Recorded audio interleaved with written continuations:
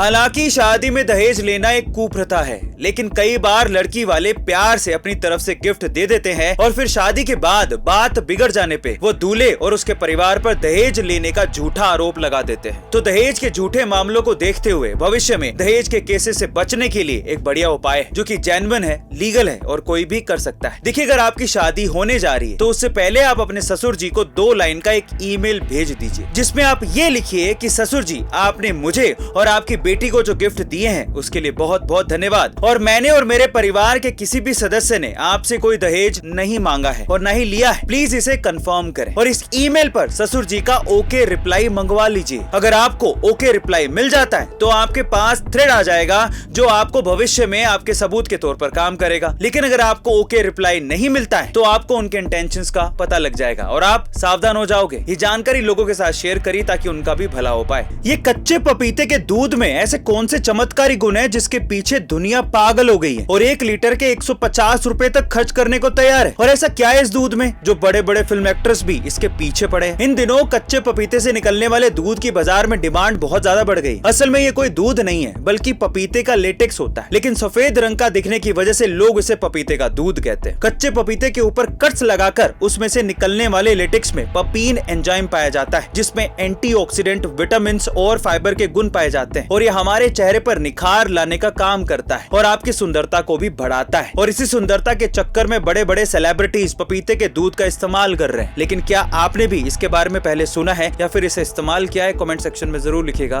बिहार का एक लाल जिसने बचपन से ही गरीबी देखी थी, परिवार का पेट भरने के लिए उसने कभी अंडे बेचे तो कभी सब्जियां, पढ़ाई के खर्चे के लिए उसने कई ऑफिसेज में पोछा भी मारा, लेकिन पढ़ाई की चाह कम नहीं होने दी और चौथे प्रयास में यूपीएससी क्रैक करके आईएएस अधिकारी बन गया। बिहार के सुपौल गांव में पैदा हुए मनोज कुमार राय ने बचपन से ही अपने परिवार को कठिनाइयों और गरीबी से जूझते देखा था। साल 1999 में जब वो काम ढूंढने के लिए दिल्ली आए तो उन्होंने अपना खर्चा निकालने के लिए वहां के ऑफिस में फर्श पर पोछा भी मारा और जेएनयू में डिलीवरी बॉय का काम भी किया। उनकी जिंदगी का टर्निंग पॉइंट तब आया जब जेएनयू में उनकी मुलाकात एक यूपीएससी एस्पायरेंट से हुई और वहां से उन्हें यूपीएससी की तैयारी के लिए प्रेरणा मिली। ग्रेजुएशन की पढ़ाई के साथ ही उन्होंने यूपीएससी की पढ़ाई भी शुरू कर दी और साल 2005 में अपना पहला अटेम्प्ट दिया, लेकिन एक के बाद एक असफल अटेम्प्ट के बाद साल 2010 में मनोज ने यूपीएससी क्रैक किया और 810वीं रैंक के साथ आईएएस अधिकारी बन गए।